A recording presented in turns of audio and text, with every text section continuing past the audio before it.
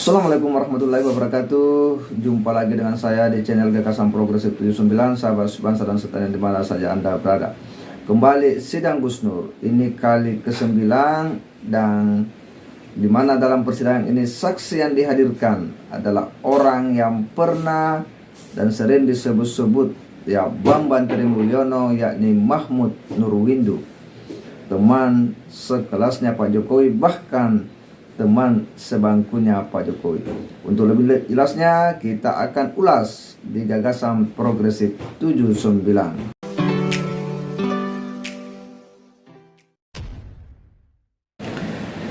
Ya, bahwa dalam beberapa kali sidang ya nama Mahmud Nurwindu itu pernah disebut oleh Bambang Tri agar dihadirkan ya dalam persidangan. Karena menurutnya bahwa Mahmud Nurwindu ini adalah salah seorang ya yang mengaku teman sekolahnya Pak Jokowi, bahkan ya teman sebangku Pak Jokowi. Itu yang kemudian dibantah oleh ya Bambang Trimulyono. Dan ketika ya persidangan ya berlangsung dari awal hingga persidangan ke-9 ini, baru kali ini Mahmud Nurwindu pun hadir. Dia pun memperlihatkan sejumlah dokumen, yakni dokumen ijazah asli yang kemudian dicoba dicocokkan dengan fotokopian ijazah Pak Jokowi yang dibawa oleh jaksa penuntut umum. Kita melihat bahwa ini adalah situasi yang memang ya akan semakin membuat terang ya peristiwa dugaan ijazah palsu Pak Jokowi sebagaimana yang dituding oleh Bambang Trimulyono. Untuk lebih jelasnya kita akan coba melihat dulu bagaimana saat Mahmud Nurwindu itu kemudian di persidangan dan memperlihatkan dokumen ijazah aslinya di depan majelis hakim yang mulia. Mari kita simak. Ijazahnya SMA 6 bisa diperlihatkan, Pak. Oke, tadi belum diperlihatkan. Coba yang kebohong lagi ijazah jenengan asli betul.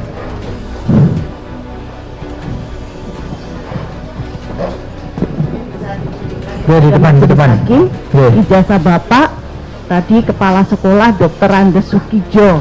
Sampel masih SMPP garing SMA 6 ya.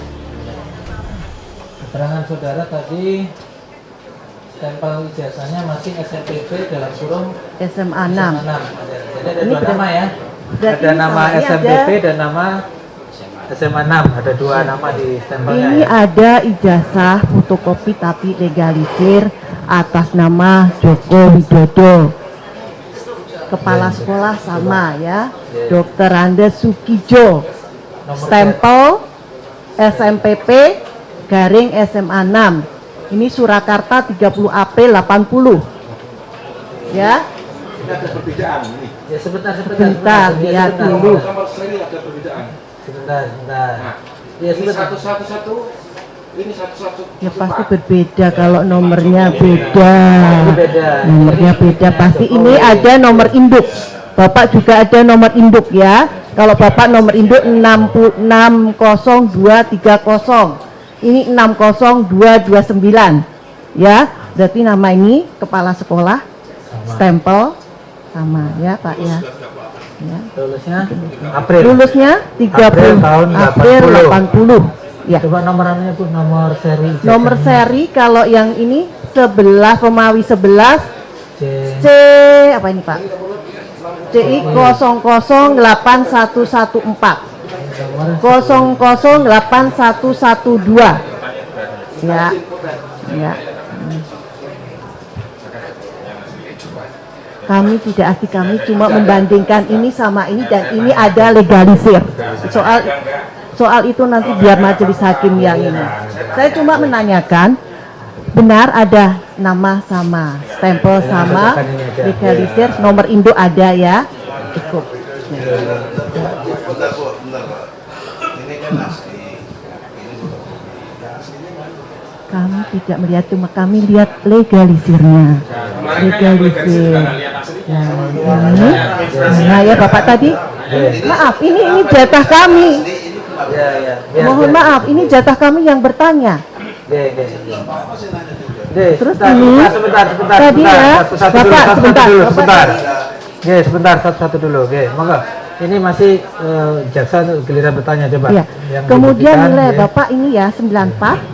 Ini tadi Bapak bilang memang Pak Jokowi lebih pintar dari Bapak karena dia memang rata-ratanya 96.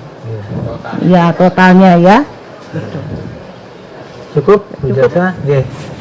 Iya, itulah ya situasi saat Mahmud Nurwindo itu kemudian memperlihatkan ijazah asli beliau, dan di depan majelis hakim ya jaksa penuntut umum ini kemudian juga memperlihatkan ya fotokopian ijazah Pak Jokowi yang sudah dilegalisir, dan di sini kemudian dicocokkan bagaimana model penulisan ya, hurufnya, kemudian tahun ya terbitnya, kemudian stempel ya, dan yang bertanda tangan, kepala sekolah yang bertanda tangan, ternyata semuanya cocok. Bahkan Bambang Tri itu sama sekali tidak membantah ya, tidak membantah ketika Mahmud Nurwindo itu kemudian memperlihatkan ijazah aslinya yang dicocokkan dengan fotokopian ijazah Pak Jokowi. Hanya Egy Sujana yang sempat ya sedikit ya memberikan komentar, tetapi kemudian diprotes oleh jaksa penuntut umum ya yang dari perempuan itu, bahwa ini hak kami untuk bertanya, ini waktu kami, bagian kami untuk kemudian bertanya.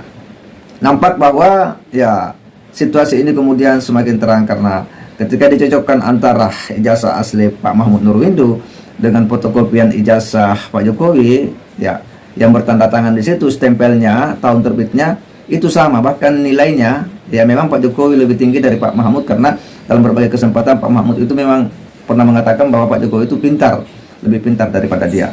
Disinilah Bambang Tri nampaknya semakin terpojok. Dia tidak ada bantahan ya ketika Pak Mahmud memperlihatkan itu, dan ya kalau kita lihat video-video sebelumnya waktu mubahalah dengan sangat terang ya, Bambang Tri ya bersama Gus Nur itu menyampaikan bahwa Mahmud Nurwindo itu menyampaikan berita yang tidak benar, bahwa dia ya teman sebangkunya Pak Jokowi ya, dia teman sekelasnya, padahal menurutnya tidak. Bahkan kenapa katanya dia mau melakukan itu, karena diberi jabatan ya sebagai apalah di salah satu perusahaan BUMN. Kita akan coba lihat dulu bagaimana rekam ya video sebelumnya ketika Bambang Tri bersama Sugi Nur membahas Mahmud Nurwindo kala itu. Saya desak terus lewat WA, ada centang birunya kan berarti dia sudah baca. Tidak dijawab, saya desak terus, lama-lama diblokir. Begitu. Mahmud Nurwindo. Tetapi yang penting saya bisa memastikan kesaksian Mahmud yang di video itu bohong. Saya terangkan. Berarti kalau Mahmud bohong, Ya. berarti Jokowi bohong. Jangan-jangan disuruh Jokowi ditekan Jokowi. Atau bagaimana? Ya Mahmud ya goblok, kenapa disuruh bohong? Mau. Ya dia disuap dengan jabatan. Kan nggak mungkin seorang Mahmud mau mengakui dia teman sekolah saya, misalkan, padahal enggak. Ya tentu ada keuntungan Ada bagi keuntungan. dia. Terus sekarang dia jabat sebagai apa Mahmud ini? Sebagai komisaris independen PT Pupuk Kucang. Sebelumnya PT Petrokimia Gresik. Ini serius loh. Haknya Mahmud itu jelas kabar bohong, dia nggak pernah sebangku. Nggak pernah sebangku, ngaku sebangku. Iya. Terus WA-nya yang dicentang-centang terus ya diblokir masih kesimpan. Masih. Jangan dihapus. Masih. Ya, kali ini betul-betul Bambang Tri tak berkutik, tidak bisa berbuat, memberikan komentar-komentar, tidak seperti pada persidangan-persidangan sebelumnya. Dan ini akan semakin membuat ya terang ya peristiwa ini, tapi tentunya ini adalah otoritas sepenuhnya hakim untuk kemudian menilai alat-alat bukti yang diperlihatkan untuk kemudian memberikan putusan. Kita berharap bahwa ini segera selesai dan ada kepastian hukum dan betul-betul menghukum orang yang bersalah. Saya kira demikian. Wassalamualaikum warahmatullahi wabarakatuh.